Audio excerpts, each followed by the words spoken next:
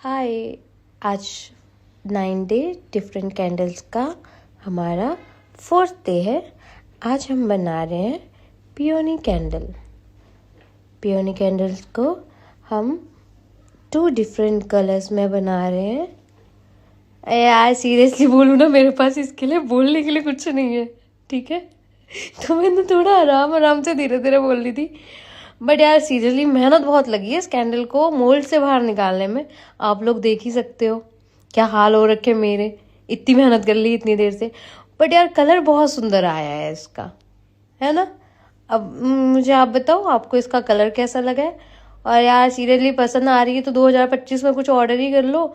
मैं भी बोल दूँ हाय गाइस मेरा पहला ऑर्डर आ गया है, ठीक है।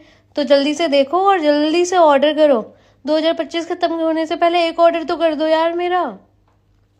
चलो ठीक है, बाय।